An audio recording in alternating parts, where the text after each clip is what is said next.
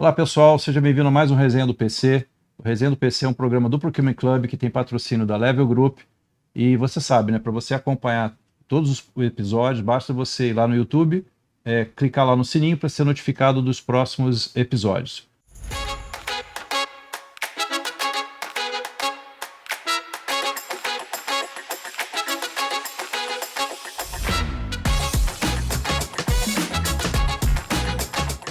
E hoje a gente está conversando com Samuel Souza, que é diretor de marketing administrativo e relacionamento da Petronet. Samuel, prazer estar contigo aqui, obrigado aí por aceitar o convite. Eu acho que para começar, até para dar uma esquentada aqui na conversa, Samuel, seria legal você falar um pouco de como você caiu na Petronet. Você falou que não nasceu em compras, aliás, até para te dar um pouco de conforto, né? Ninguém nasceu em compras, né? Não existe universidade de formação em compras. Eu sou engenheiro, por acaso. Mas conta a tua história, como é que você caiu nessa jornada enfim, chegou na Petronet. André, boa tarde. Um prazer estar aqui com você e com a sua audiência. Acho que a gente vai poder bater um papo aqui bastante rico sobre essa área. Eu cheguei na Petronet, eu sou um profissional de carreira da Petrobras há 17 anos. E a Petronet é uma empresa a qual a Petrobras é sócia, junto com a SAP e a Accenture. E a minha carreira sempre foi forjada na área de marketing, na área de cliente, na área de relacionamento. Eu tive uma passagem específica em procurement. Eu fui gerente setorial de diligenciamento na Petrobras. Então, muito relacionamento com o mercado fornecedor, né? Prazos, entregas, especificações e etc. Acompanhamento de alguns projetos específicos. E quando a Petronet, em 2020, um pouco antes, não, já foi no meio da pandemia. Eu cheguei na Petronet em 1º de julho. A Petronet estava passando por uma reestruturação e precisava de um gerente de relacionamento, que na época eles intitularam como Farm, para cuidar dos contratos junto à Petrobras. Então, como eu disse, né, a Petronet é uma empresa cuja sociedade é SAP, Accenture e Petrobras, e o cliente da Petronet é a Petrobras. Então, à época eu fui movimentado na posição de cedido para ser gerente de relacionamento. Era uma gerência que estava surgindo, e o nosso objetivo era cuidar desse público comprador, né? Porque o serviço que nós prestamos, a Petronet é o portal de transações comerciais da Petrobras junto ao mercado fornecedor. O serviço que nós prestamos é para esse público que transaciona, compra e venda de bens e serviços para a Petrobras. Então, numa esfera nós temos os compradores da Petrobras, que utilizam o portal para fazer o seu dia a dia, e no outro lado nós temos os fornecedores da Petrobras, que utilizam o portal também para fazer as atividades de venda para a Petrobras. Então, essa agência de relacionamento foi criada para reger soluções, melhorar a experiência e cuidar da relação junto a esses dois públicos de clientes. Deixa eu te fazer uma pergunta, Samuel. A gente já vai falar dessa questão das soluções, né, B2B, né, tem um monte de coisa para a gente conversar, mas você falou algumas coisas aqui que eu fiquei até curioso, queria antecipar um ponto. Claro. Eu imagino, né, considerando a Petrobras como cliente, né, que sejam compras extremamente técnicas, né? Como que vocês acomodam, né, talvez uma especificidade um pouco maior de uma compra dentro de uma plataforma digital como a Petronet? Ou vocês têm uma separação, porque eu acho que para quem está escutando também não saiba, ou a Petrobras, eu imagino que sim, né, tem uma separação do que transita na Petronet do que eventualmente, não sei, não transite, eles tratam diretamente. Não, hoje tudo que a Petrobras contrata transita pela Petronet. 100%. 100%. A única coisa que não transita pela Petronet são as compras por regramento da Petrobras de dispensa de valor, que eles chamam de compras até R$10.000. Essas não obrigatoriamente não passam pela plataforma. Mas desde as compras mais técnicas, que são FPSOs, reformas em refinarias, até compras de serviços simples, de contratação de serviços de recepcionista, por exemplo, passam hoje pelo nosso portal. E aí, a plataforma ela é igual para todos os tipos de processo. O que nós temos para alguns processos mais técnicos, onde tem maior interação com o mercado e etc., é um suporte que nós damos especializado da Petronet para o público fornecedor e para o próprio comprador. Então, por exemplo, o comprador precisa fazer um treinamento sobre a utilização da ferramenta Petronet para novos fornecedores da Petrobras. A gente tem uma equipe de especialistas que faz esse treinamento. O mercado Petrobras contrata internacionalmente. Então, fornecedores internacionais que precisam bidar dentro desses processos da Petrobras. Nós temos um time que dá esses treinamentos para esse tipo de fornecedores internacionais, para que eles possam utilizar a solução, para que não seja um simples abandono, assim, né? Para que o usuário não se sinta abandonado. Como é que eu utilizo a ferramenta? Então, nós temos todo um processo de apoio e suporte para essas contratações ditas mais críticas.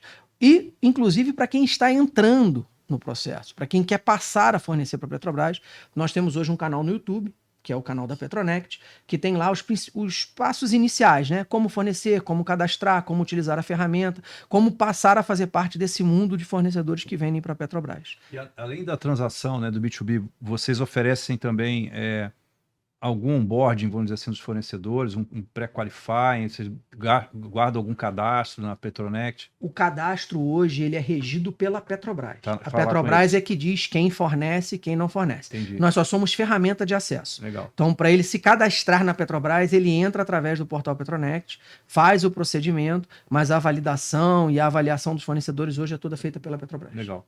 Bom, vamos falar um pouco aí de... Foi legal essa introdução para o pessoal entender, né, em linhas gerais, aí, o que é a solução da Petronect nesse contorno aí, Petrobras. Uhum. E eu queria, até porque você falou de Ariba, né, que a SAP está lá dentro, falou da Accenture também, que são empresas de mercado.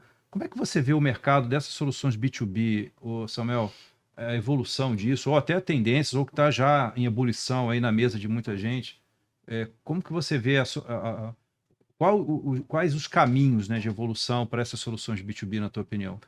Quando eu cheguei na Petronect, como eu falei, né, tenho uma vertente muito de cliente, trabalhei um tempo com processo de compras, conheci o processo de compras do lado da Petrobras, e quando eu entrei na Petronect, eu procurei ouvir um pouco esses clientes, né, tanto o fornecedor quanto o contratador. E o que eu entendi? É a ferramenta de trabalho deles, né? Então, pensa que o cara passa ali horas e horas e horas operando o nosso portal, manipulando o nosso portal, seja o comprador, seja o fornecedor, para poder entregar um melhor resultado para a organização a qual ele está trabalhando, seja a Petrobras ou seja o lado dos fornecedores, né? Hoje, o que eu enxergo e o que a gente está caminhando é para oferecer uma melhor experiência de uso para esses dois públicos. Uhum. Hoje todo mundo compra online, né, André? Então, assim, hoje todo mundo compra online, hoje todo mundo tem uma experiência online. Do iFood ao Uber, ao Mercado Livre, a qualquer experiência de adquirir um bem ou um serviço, hoje ela é online e é muito fácil, né? Então, você pensa que você digita um endereço, o carro aparece, quanto tempo e etc. Então, acho que a gente precisa trazer essa experiência do B2C para o B2B. A gente precisa tornar mais fluido esse processo. Ninguém quer ter um bug no meio de um processo de compra. É o processo de trabalho dele, a pessoa está ali trabalhando, e com o advento da pandemia, né, com a migração das pessoas para casa, a gente teve que melhorar muito a qualidade dos nossos serviços para poder garantir a experiência. Porque uma coisa é você operar numa rede dedicada dentro de um prédio corporativo e garantir uma boa experiência. Outra coisa é a pessoa estar operando em casa com uma rede que nem sempre é da melhor qualidade e, eventualmente, se o sistema não é responsivo ou não responde à altura do que a pessoa espera, pode, eventualmente, a pessoa estar perdendo negócio e estar perdendo o seu dia de trabalho. Então, hoje eu acho que, hoje eu entendo e acredito que as soluções B2B têm que se encaminhar para uma experiência muito próxima do que a gente tem no B2C. Agora, deixa eu fazer uma pergunta meio capciosa aqui. Claro. Porque assim, né, a gente tem falado muito sobre esse tema. Uhum. Né? A gente tem falado muito sobre esse tema de aproximação da expectativa do usuário de aproximação da experiência do B2C no B2B. Um penúltimo evento que a gente fez, a gente só falou sobre isso. Uhum. Mas existem desafios, né? Quando você vai numa loja virtual para comprar um produto, as lojas são diferentes, claro, mas o processo, em geral, não é muito diferente. Você montar um carrinho de compras, e depois tem toda a parte lá de pagamento, esse pedido cai numa logística, num canal logístico que você acompanha, inclusive, a rota de entrega até chegar na tua casa. Mas só dando alguns exemplos de diferença, na pessoa física, você paga antes para receber depois, né? Em geral, nas empresas, você envia um pedido para o cara entregar e isso é faturado para entrega, o pagamento é posterior. Então, já tem uma inversão de coisas aqui. A própria gestão corporativa, a governança das empresas, ela não é igual, ela muda. As áreas, a estrutura organizacional. Isso eu não sei, eu vejo um desafio para melhorar essa experiência, dado que você... que hoje você atende a Petrobras, imagina se você tivesse uma plataforma para atender N Petrobras ou N empresas, né? Cada uma com algumas variantes aí de processo. Como que você vê, né, não necessariamente esses desafios que eu coloquei, mas os desafios para que o B2B chegue nesse patamar que você falou de usabilidade ou se aproximando do B2C? O que a gente. Você falou que a gente atende a Petrobras, isso é engraçado, né? Porque quando a gente fala de Petrobras, a gente pensa nesse organismo grande Petrobras. Mas quando a gente olha um pouquinho mais a fundo, a gente vê que existem várias Petrobras dentro da própria Petrobras. Sim. Então, a própria Petrobras. Cada uma com uma cara diferente. A própria Petrobras na área de contratação, ela se segrega por tipos de contratação. Então, eu tenho as contratações de projetos de investimento, são as contratações de grande porte, nós temos as contratações de serviço, nós temos as contratações de bens, que chegam a ser contratos de miscelânea, né? Então, cada um tem uma experiência de compra diferente. E o que a gente fez para isso, né? A gente investiu no entendimento da jornada. Então, eu preciso entender claramente a jornada e o caminho feliz e o sucesso para cada uma dessas pessoas. E se eu tenho um software que não é capaz de customizar e de entregar essa experiência, seja por governança, seja por engessamento do software, eu tenho que ter um suporte, uma experiência humana que dê esse tipo de entrega. Então, por exemplo, como eu falei para você, né? Hoje, o cara que contrata os grandes projetos de investimento, ele tem uma equipe especializada dentro da Petronet para dar suporte a ele. Então, o meu time acompanha aqueles processos, o meu time, desde o nascedouro daquele processo, está ali suportando o contratador para que o processo dele não agarre. Por outro lado, o contratador que compra miscelânea, compra muito volume, ele tem uma outra equipe dedicada para atender os chamados deles mais rápidos. Então, é uma compra mais veloz, ele precisa ter um atendimento mais rápido.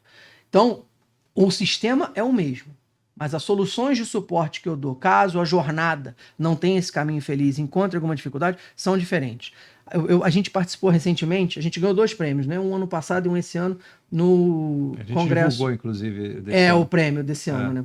No processo Customer Experience, né? E o que a gente ouve muito nessas reuniões, nesses fóruns de Customer Experience, é a respeito do quanto eu tenho que humanizar e quanto eu tenho que robotizar o meu processo. Excelente ponto. Cara. Então, a gente procurou adequar isso na nossa experiência chamada Petronet. Então, o cara que quer ali, o cara que está comprando miscelânea ali, ele precisa de velocidade, o processo dele não pode ficar parado 2 dias, porque se faltar lá na ponta um martelo, uma luva, um item de EPI, eu impacto a produção. Então eu tenho que ter velocidade, eu tenho uma equipe forjada para atender com velocidades aqueles chamados, para suportar mais precisamente. Já o cara que vai fazer uma grande contratação, é um processo de muito tempo, ele tem uma elaboração do processo, ele tem que subir o material, então eu tenho outro time dedicado para fazer esse atendimento.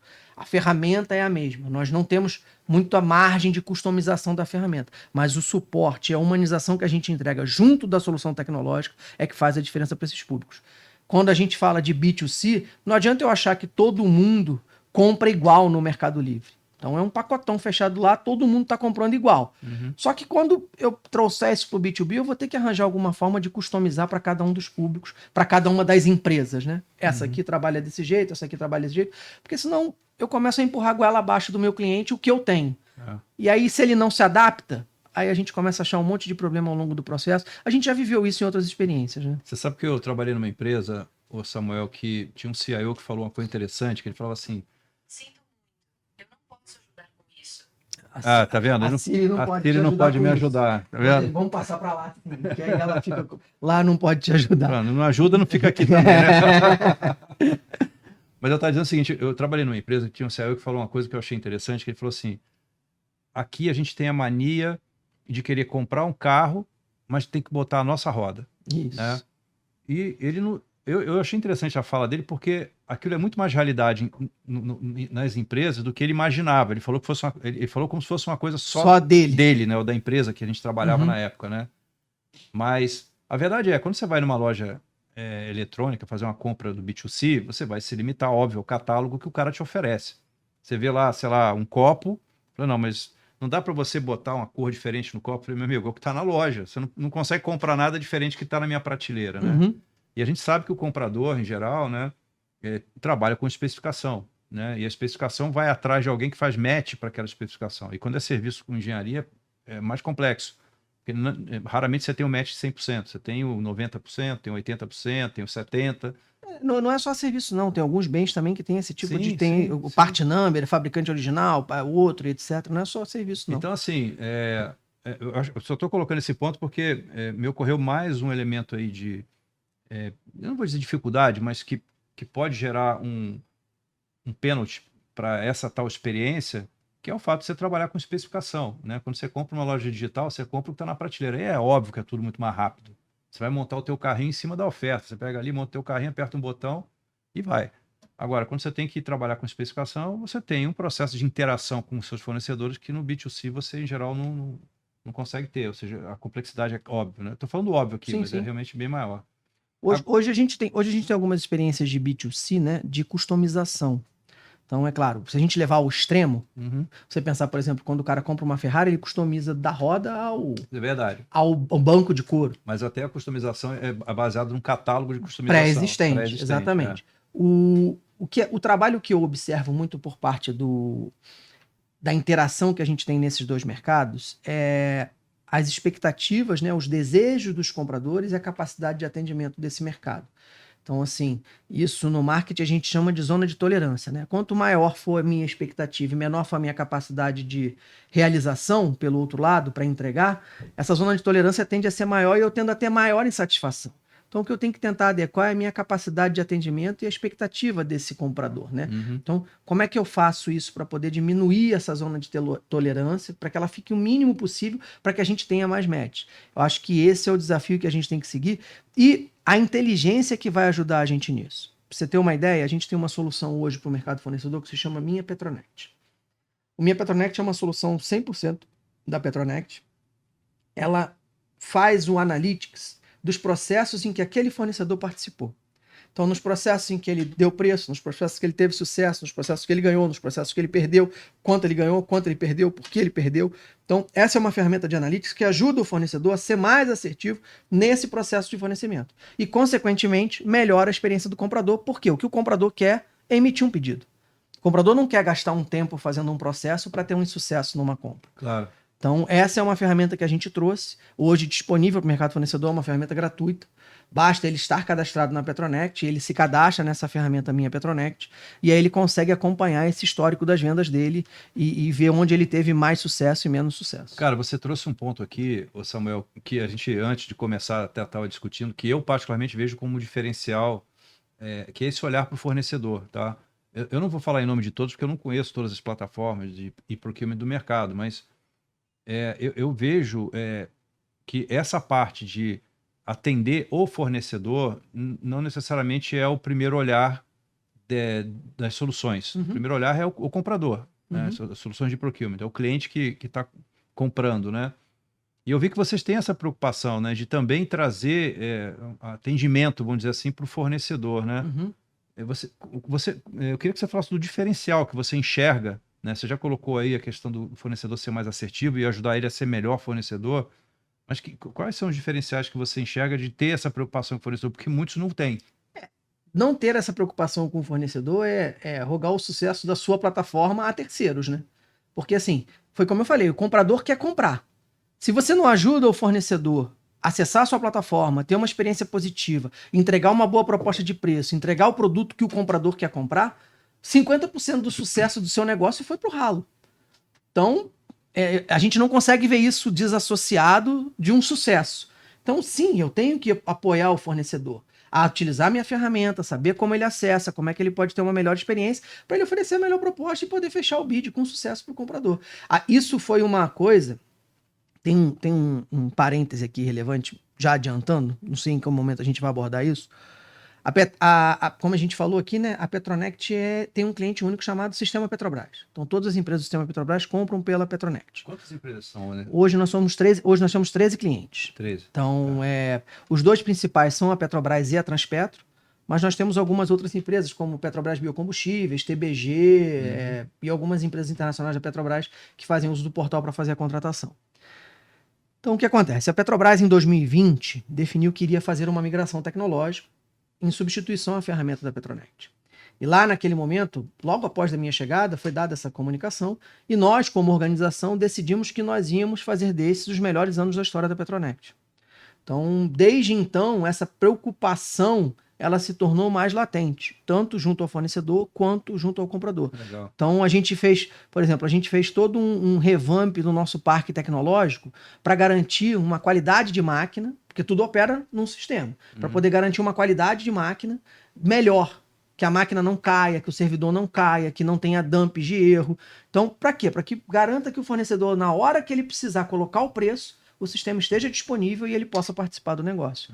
Então, se eu ignorar 50% dos meus usuários, se a gente colocar em pé de igualdade, eu estou jogando 50% do sucesso do meu negócio a outras pessoas. Interessante. Até porque, né, se o fornecedor for gastar tempo, que gaste preparando uma boa proposta e não tentando navegar numa plataforma difícil, né? Vai gastar lá trabalhando a proposta, fazer uma proposta melhor. Vai fazer o que é o core dele, né? Sem dúvida. O core dele é apresentar uma boa proposta de preço, uma proposta que dê match com o que o comprador quer comprar. A ferramenta não pode ser entrave, não pode atrapalhar isso. Ela tem que ser fluida e garantir que ele consiga sucesso nesse negócio que ele está tentando, né? Deixa eu trazer outro assunto aqui. Ô Samuel, ontem a gente fez um evento, você estava lá conosco, né? A gente falou de energia, né? A Petrobras é, de certa forma, uma empresa de energia, né? Vamos dizer, em grande margem, assim, é o setor dela. Imagino que isso está no DNA de vocês também. E a questão do ESG é uma premissa que está em todas, né? Eu sei que vocês também estão nessa jornada do ESG. Eu queria que você contasse um pouco para quem está assistindo aqui, né? Quais as iniciativas que vocês têm? Eu sei que vocês têm também alguns reconhecimentos nesse setor, né? Eu queria que certificações.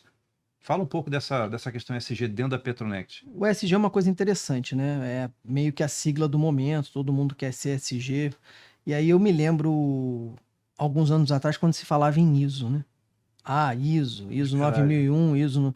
Todo mundo tem qualidade total. Então, assim, a gente começou a falar muito de ESG, que as pessoas são ESG, que as pessoas têm ESG, que as pessoas querem ser ESG, que as empresas conseguem, fazem, etc.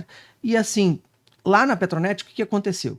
Como eu falei para você, a Petrobras está fazendo uma transição tecnológica, a Petronet, em algum momento, vai encerrar suas operações, então logo a Petrobras conclua essa transição tecnológica.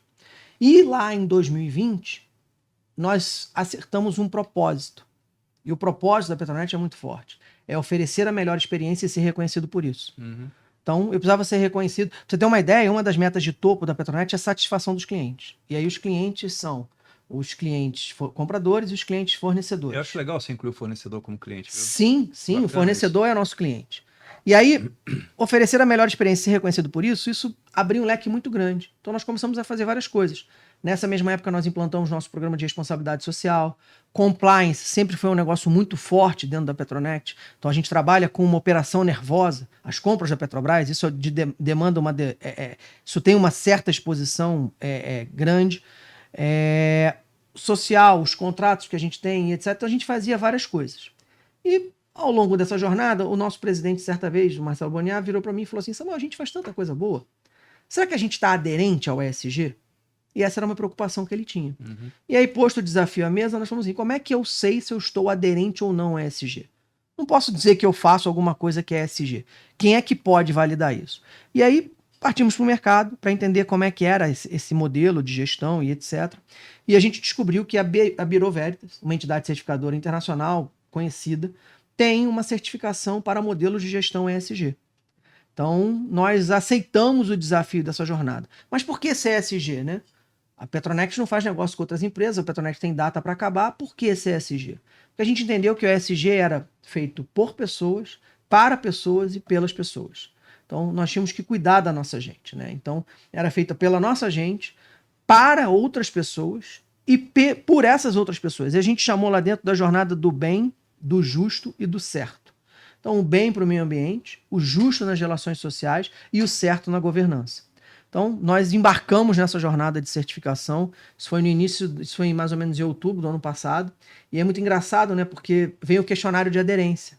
Aí você responde lá: isso eu faço, isso eu faço, isso eu faço, isso não se aplica, isso não se aplica, isso eu faço. Aí a BV faz uma primeira rodada e diz assim: olha, vocês estão com 80 e tantos % de aderência. Isso levava a gente a uma escala 5. Que na BV, essa certificação ela vai de uma escala de 1 a 5. A gente falou: poxa, estamos no papo. Somos ESG. E aí veio a primeira etapa de consultoria que eles fazem antes da certificação para poder validar aquilo que a gente disse que a gente fazia, né? E aí a gente se deparou com uma série de situações onde as evidências não eram claras para validar aquilo que a gente estava fazendo. E situações, inclusive, que nós colocamos como não aplicáveis. Uma coisa interessante é o inventário de gases de efeito estufa. A gente falou: não, a gente não é fábrica. A gente não precisa medir isso, não aplicável. A gente falou: não, a sua operação tem impacto de efeito de gás e efeito de estufa. O deslocamento dos seus empregados, a luz que você consome no seu escritório, o lixo que você gera. Então, uma série de fatores que nós achávamos que não eram aplicados a nós, ela falou, não, vocês têm. E aí, quando fez esse questionário de aderência, quando fez a validação dessa aderência, nós caímos para 57%, o que nos levava fora do padrão da certificação. E aí foi feito um grupo de trabalho, um time, que a gente chamou de time ESG, para preparar para a certificação. Em fevereiro desse ano, nós alcançamos o grau 4, nessa escala da BV, que nos dá a certificação como certificados ESG 360, e a gente continua trabalhando, porque a gente quer o grau 5. Então a gente vai buscar esse grau 5. Então, André, ESG é importante que haja uma validação. Não basta eu abrir a boca e dizer assim, eu sou ESG, eu tenho prática ESG. Isso foi uma revolução dentro da Petronet. Então, a nossa cadeia de fornecedores foi envolvida nisso. O que a gente fazia com o nosso tratamento de lixo, o nosso programa de responsabilidade social foi repensado, as nossas regras de compliance e gestão de risco tiveram que ser expandidas. Então não basta só eu dizer que eu sou ESG, alguém tem que certificar e dizer que aquilo de verdade é ESG. Você falou umas coisas interessantes aqui sobre ESG, né, Samuel, porque eu costumo dizer o seguinte, ESG são 3 letras curtas que demandam um mundo de coisas diferentes, Sim. né? E quando você acha que está na excelência de qualquer uma dessas dimensões, sempre tem alguma coisa a mais que você poderia estar fazendo. E ainda assim, nada é a prova de bala. Sim. Né? Você pode estar, sei lá, no topo da governança e vai acontecer um incidente que você não previu. Né? Ou achar que você está fazendo um monte de ação social e tem um cara do lado que teve um burnout. Né? Ou você está, enfim, no E também, com alguma ação e o fornecedor que você indicou. Existem muitas coisas que fogem da tua gestão, né? Fogem, mas a gente precisa controlar, né? Eu sou corresponsável. Você falou assim, a gente acha que a gente tá muito bom. Você falou esse termo, eu acho interessante esse termo, a gente achar. A gente não pode achar. A gente precisa ter certeza que a gente está muito bom. Então a gente tem que criar mecanismos de controle, tem que criar mecanismos de acompanhamento, tem que dar valor às coisas certas e às coisas que são necessariamente certas e que têm que ser feitas, e alguém tem que validar aquilo. Eu não posso me intitular auto-ESG, senão a gente começa a se titular assim, você falou que é engenheiro, né? Eu não sou engenheiro. Mas a gente chega aqui, não, eu sou engenheiro, vamos ali fazer um cálculo estrutural, o prédio vai cair. Então, alguém tem que ter autoridade para isso. Eu acho que o mercado precisa caminhar nesse sentido, porque a gente não pode continuar achando que o ESG é algo que eu me intitulo e pronto. E ESG veio para ficar, tá?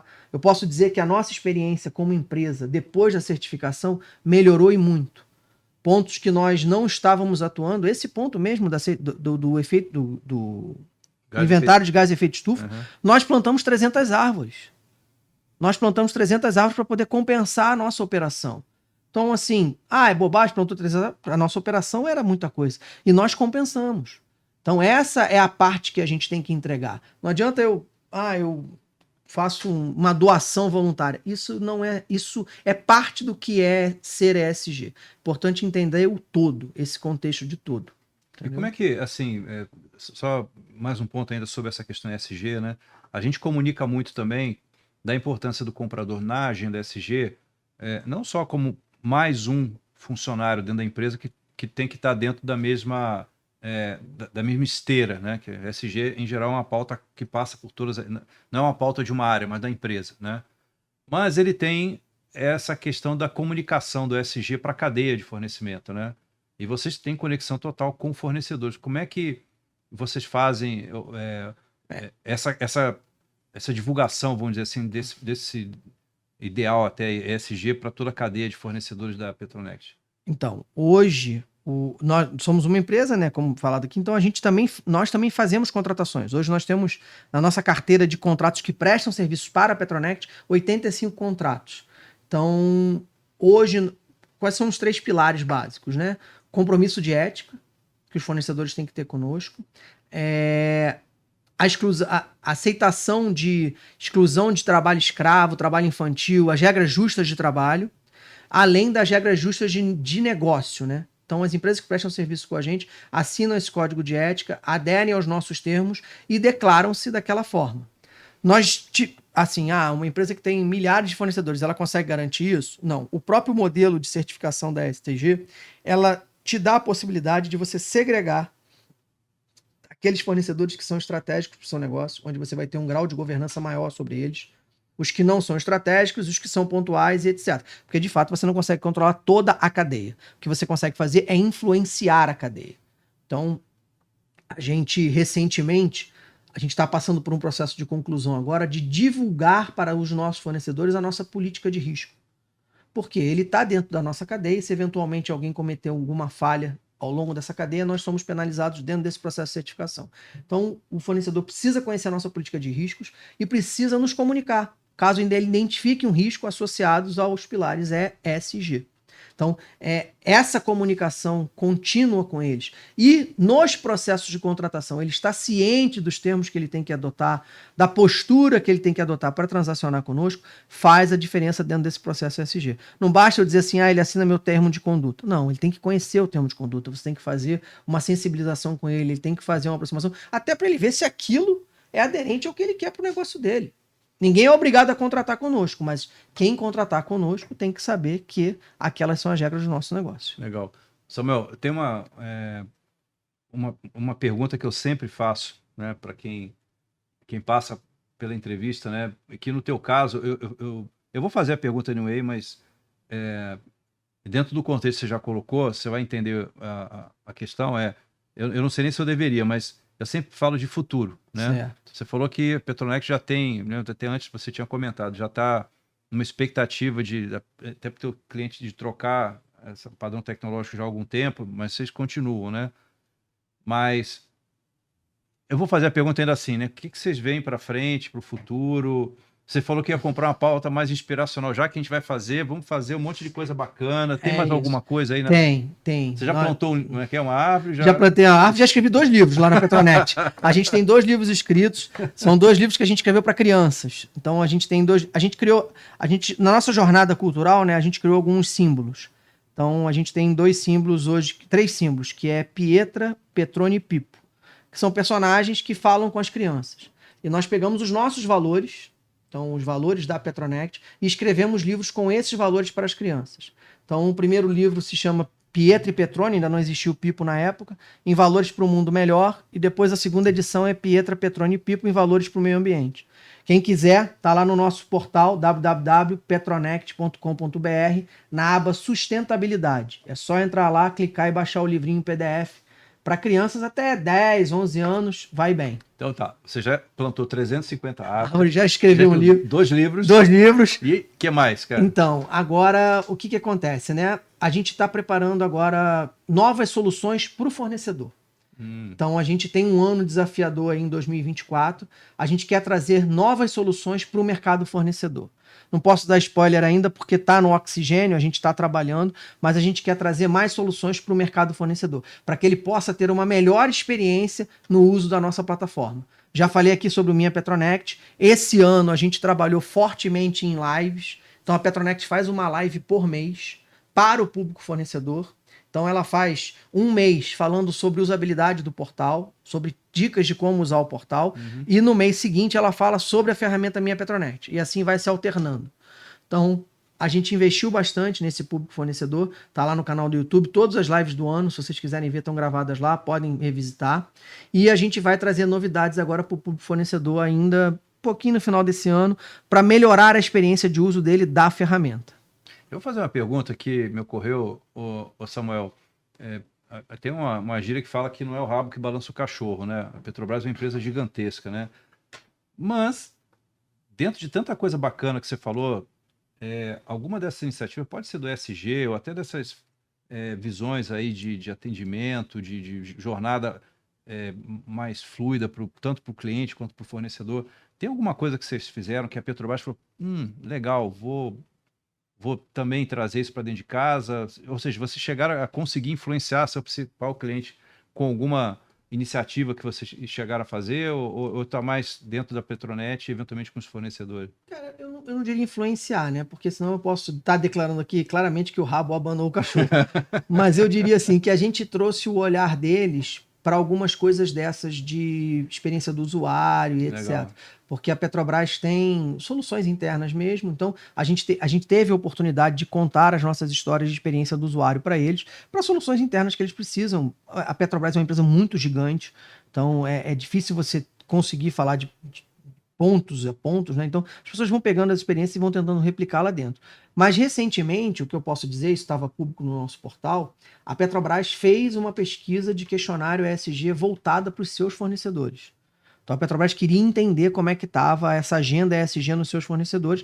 Foi feito através do nosso portal, que é o principal portal de contato com os fornecedores. Então, teve um banner lá, mas são dados da Petrobras. Essa foi uma iniciativa que eu vi da Petrobras pesquisando, mas não foi porque nós não certificamos ESG, e sim porque isso é importante para o negócio da Petrobras. A transição energética está forte nesse momento na Petrobras também, está na mídia, todo mundo está vendo isso. Então, acho que o ESG conversa com essa pauta. E a Petrobras fez essa pesquisa durante os meses de maio a julho, se eu não me engano. A gente sustentou lá no portal um questionário e os dados são de tratativa da Petrobras. Nós só fomos meios para a realização dessa pesquisa. O objetivo deles, pelo questionário que eu observei, era entender como é que estava essa agenda ESG neste público fornecedor. Legal. Deixa eu te fazer uma pergunta, pergunta capciosa 2, eu já tinha feito uma, né? A primeira foi boa? Foi boa a resposta? Não, eles é que vão dizer. Eu gostei. Espero que vocês tenham gostado. Eu gostei.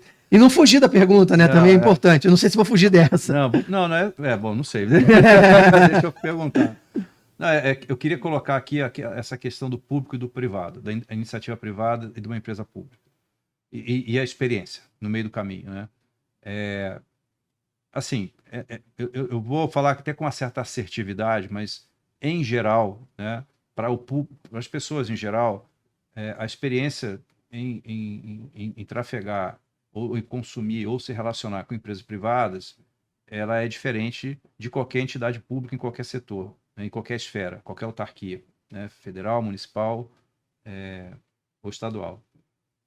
Como que dentro dessa história de experiência que você falou, que tanto tem focado na Petronext, como esse DNA público que a Petrobras carrega, como é que você tem lidado com isso, nessa busca da experiência, né? Porque você, de certa forma, vai ter que atender processos da Petrobras. Por mais que você tenha uma experiência melhor e tal, mas o teu cliente vai demandar algumas atividades para que você faça dentro do processo dele. Como é que é isso? Isso te atrapalha, não te atrapalha, é indiferente? Ou você acha que isso também não é um atributo relevante dentro dessa questão da experiência? Hoje a Petrobras, vamos entender o seguinte, né? As regras existem em qualquer negócio. Verdade. Então, é importante que a gente entenda que as regras existem em qualquer negócio. Quanto mais claras forem as regras para quem está transacionando com aquele negócio, melhor vai ser a experiência daquela pessoa com aquele negócio. Também é verdade. Então, a Petrobras tem regras. O que rege hoje o processo de contratação da Petrobras é a Lei 13.303. Então, todo o processo da Petrobras é regido por isso. A Petronext, ela é uma empresa coligada da Petrobras. O nome técnico da Petronext, ela é uma empresa coligada da Petrobras. Nós somos uma empresa privada. Então, nós não somos uma empresa pública. Nós somos uma empresa coligada. Se nós fôssemos uma empresa pública, nós teríamos uma empresa controlada ou subsidiária. Então, como nós somos coligados, a Petrobras tem uma participação, mas não é ela que controla a empresa, é uma empresa privada de forma geral. Então, no nosso processo de atuação, a Lei 13.303, ela é regra do nosso negócio. Então, ela regra as nossas relações com esses públicos. Mas a nossa capacidade de experiência, de agilizar e etc., é como se fosse de uma empresa privada. Então, a gente entrega soluções de uma empresa privada para uma empresa pública chamada Petrobras e a relação é regida por essa regra. Então, o nosso papel é esse, esclarecer as dúvidas de como as regras funcionam, explicar para o fornecedor o que é um prazo recursal, como é que ele atua, como é que ele coloca o envelope numa licitação pública, como é que ele coloca o preço numa dispensa de valor. Então, quanto melhor a gente clarificar as regras desse negócio, com certeza a experiência dele vai ser mais fluida e melhor. E aí depois é adequar a solução tecnológica e suporte, etc. Eu vou te cutucar mais um pouquinho nesse Claro. tema, né? Se as regras forem... Quanto mais complexas forem as regras, também mais complexo é, por decorrência, a explicação que você vai ter que levar para o teu cliente, né? Sim. Se você tem a regra quebrada em, sei lá, 500 artigos, 200 itens, 300 exceções, 400 subitens e tal... Isso também não gera uma complexidade? Gera. No processo? Isso gera uma complexidade no processo. Mas hoje o processo da Petrobras é menos complexo do que... É porque as pessoas ainda enxergam com grande dificuldade. Então, olham lá e falam assim, não, é um monstro, não é para mim. Então, se você parar para pensar, a Petrobras hoje, ela compra de pequenas e micro e pequenas empresas. Assim como ela compra de grandes players mundiais, de líderes de mercado mundial. Então, todos esses dois tipos de público transacionam com a Petrobras através do nosso portal. Só que cada processo desse tem uma regra específica. Então eu tenho que segregar as regras para cada público daquele. A pequena empresa pode participar de uma mesma licitação que o líder mundial? Pode. Por princípio, poderia. Se eles fornecerem o mesmo tipo de material e etc., eles poderiam participar. Só que o cara que participa geralmente das compras de dispensa, ele vai ter que entender que participar desse processo técnico de engenharia tem um outro regramento. E aí entra o quê? O nosso suporte técnico de explicar para ele como é que funciona para ele transacionar no portal este outro processo. Deixa eu fazer uma pergunta. Não sei se respondi a sua segunda pergunta capciosa. Não, eu vou continuar aqui Tá nessa linha, né? Essa lei 13.303, ela é de que ano? Rapaz, aí você me pegou de calça A curta. 866 é de... A 8666 não se aplica à Petrobras, né? porque é uma lei, é a Lei Geral das Licitações. A 13.303, se eu não me engano, é 2018. 2018. E ela veio substituir a 2745, que era o marco legal do petróleo. Então a 2745 caiu e a 13.303 entrou, se eu não me engano, em 2016, 2017, eu não sei exatamente, mas ela entrou em vigor em 2018, se eu não estiver enganado. Entendeu? Porque você falou de envelope fechado, né, cara? Isso é legal, né? Você buscou um negócio interessante. Aí vou fazer um resumão aqui. Na época do blockchain, né? De envelope fechado. Por isso que eu perguntei, quando que é esse negócio? Não, envelope fechado me pegou no ato falho, mas foi bom que um gancho interessante. A Petronext já nasceu com uma pegada ambiental. Então, se você acessar lá o nosso portal petronext.com.br, no canto superior esquerdo, tem a quantidade de CO2 que foi economizado com os processos realizados pela Petronext. Legal. Porque lá em 2002, quando a gente foi criado, o pessoal ia na sala de licitação com envelope fechado. Isso aí. E aí a gente... Sala de licitação. Todo mundo entrava lá naquele dia do leilão, do certame, rubricava todas as páginas, entregava e etc. Então, isso acabou. Desde que a gente surgiu, todos os processos eletrônicos são feitos, todos os processos são feitos de forma eletrônica pelo portal. Inclusive, a assinatura dos contratos é feita através de uma solução chamada assinatura eletrônica que a gente tem lá. Bom, ufa. Envelope esquece, foi um ato falho. Você me levou o erro, então, envelope fechado, eu fiquei assim, nossa, é isso mesmo? Desculpa, qual é o mote disso? Que o termo técnico que a gente usa em alguns momentos é o envelope fechado. Então, quando o cara dá uma proposta, fica o envelope fechado lá no sistema até a data da abertura, entendeu? Entendi, é isso. Entendi. É isso. Tá bom. Esclarecido. Clareado para todo mundo. Ninguém vai procurar mais. Não vamos aumentar a demanda de envelope par da manhã, não é necessário. Poxa, eu lembro aquelas propostas que vieram pilhas de envelope, né? De um negócio desse tamanho. Levava um monte, levava caixas, né? Eu cheguei a ver caixas chegando para processo licitatório. Os processos de engenharia tinham caixas. O cara tinha que botar os anexos, o descritivo de projeto e etc. Bom que não é mais assim. Não, né? Graças a Deus. Cara, bom, eu acho que está chegando aqui ao final, Samuel. Obrigado aí pela tua participação. Eu queria aproveitar esses minutinhos finais, cara. A gente sempre fala para comprador, claro, a turma que está seguindo, né? Dentro dessa linha de tendência, a gente falou de duas, né? Tecnologia e ESG, eu acho que são as principais que hoje estão no dia a dia aí. Mas que tipo de dica, né? Eu sempre gosto de pedir dica para os meus entrevistados, né? Você daria para o profissional que está entrando ou está no meio do caminho aí nesse mundo de compras, olhando para frente, que você percebe que as coisas estão indo. O que esse cara, na tua opinião, devia estar olhando hoje? Olha, preste atenção nisso, mergulhe um pouco mais naquilo, que você acha que, se não hoje, daqui a pouco isso vai estar sendo demandado, ou é uma crescente de qualificação? Qual é o skill aí que você acha que esse cara precisa ter, perfil? Cara, eu vou dar 3 dicas, posso? Opa, melhor ainda. Vou dar uma dica primeiro para o provedor de solução. Essa é ótima. Então, assim, o provedor de solução de procurement para esse público tem que estar atento às necessidades dos seus usuários. É chover no molhado, Samuel? É chover no molhado, mas muitas das vezes eu crio uma solução e falo assim, nossa, isso é fantástico. Isso aqui vai resolver muito o problema dos meus clientes. Só que eu não faço um teste com o cliente, eu não vou lá ouvir o que ele quer, eu não vou entender onde é que está a dor dele no processo. Às vezes eu desenho uma jornada linda no papel que ela não se traduz em realidade no dia a dia da operação daquele contratador. E aí, muitas das vezes, o profissional que desenha essa solução tecnológica não teve oportunidade de passar pelo processo de compra, não teve oportunidade de ser um comprador ou ser um fornecedor. Então, assim, ouça esse público. Não adianta você desenhar uma solução que só serve para você e não serve para esse público. Então, para quem é provedor de solução de procurement, faça isso. Ouça esse público, ouça a dor deles. Trabalhar com compras não é um trabalho simples, é um trabalho cada dia mais complexo, que cada vez exige mais desse profissional. E, por outro lado, trabalhar com vendas, que é com quem está querendo vender para esse comprador, também é um processo cada vez mais técnico, cada vez mais complexo. Então, ter uma solução que não seja entrave é um grande diferencial.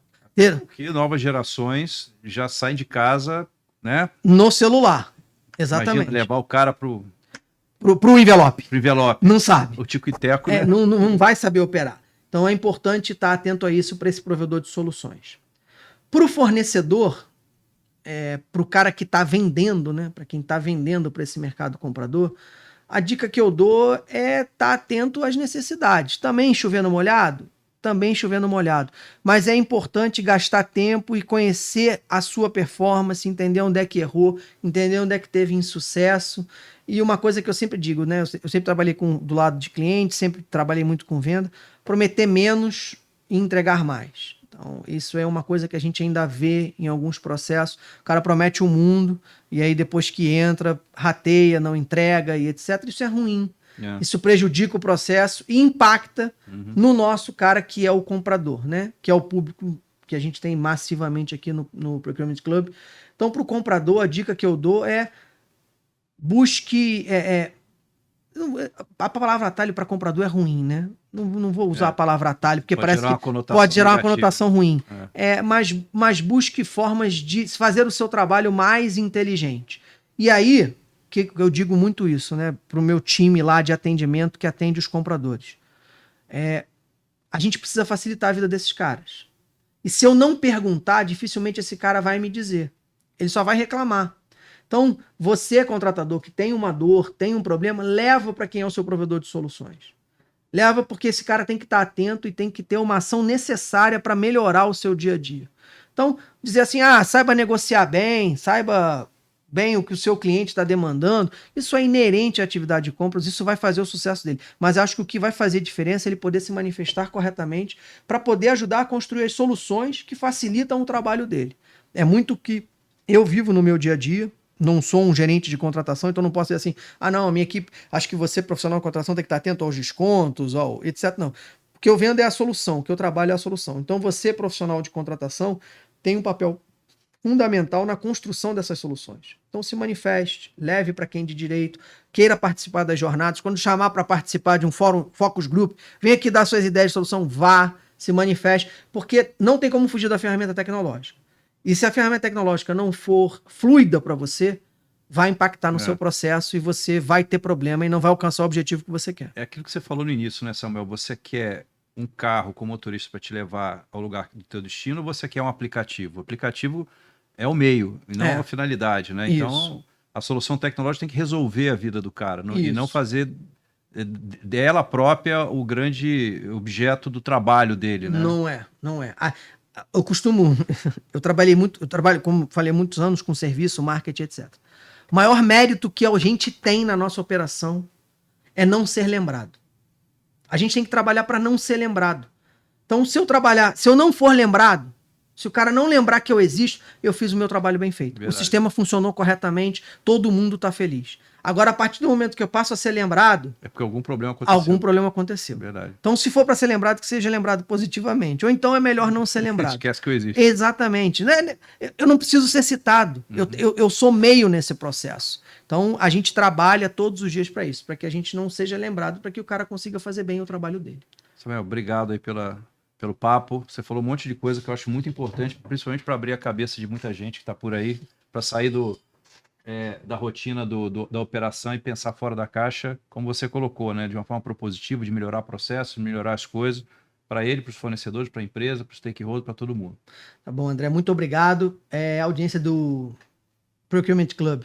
Sigam a gente no LinkedIn, a gente está lá no Petronect. Sigam a gente no Instagram, a gente está com o nosso programa de responsabilidade social lá, é o @reconnect_Petronect.